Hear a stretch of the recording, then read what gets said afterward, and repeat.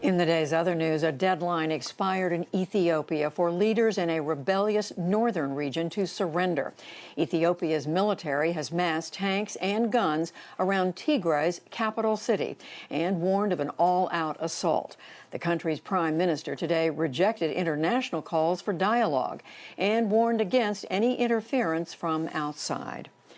Hong Kong's chief executive says the territory has regained stability thanks to a national security law imposed by China last June. The measure effectively criminalized most dissent. But today, Carrie Lam told city lawmakers that it put an end to protests and chaos. Over the past 4 months or so, the law has been remarkably effective in restoring stability. Advocacies of Hong Kong independence and collusions with external forces have progressively subsided. After a year of social unrest with fear for personal safety, Hong Kong people can once again enjoy their basic rights and freedoms according to the law.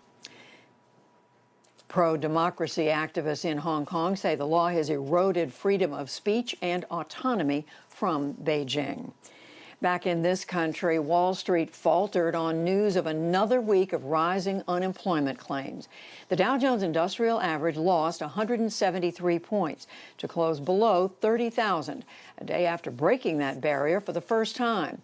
The Nasdaq rose 57 points, but the S&P 500 fell 5 points.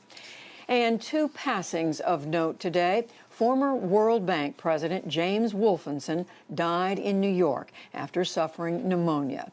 The Australian-American lawyer and economist spent years in finance and politics and chaired the Kennedy Center for the Performing Arts before moving to the World Bank in 1995. There, for 2 terms, he attacked corruption and promoted debt relief. James Wolfensohn was 86 years old. And soccer legend Diego Maradona has died of a heart attack in Argentina. He won a World Cup title for the Argentines in 1986.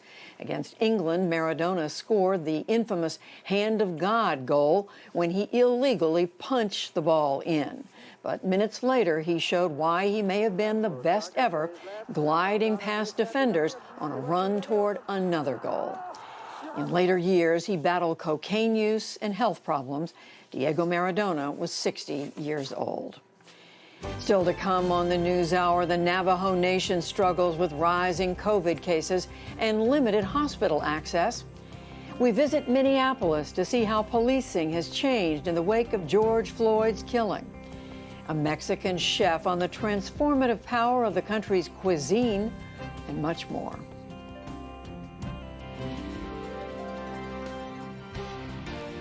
This is the PBS NewsHour from WETA Studios in Washington and in the West from the Walter Cronkite School of Journalism at Arizona State University.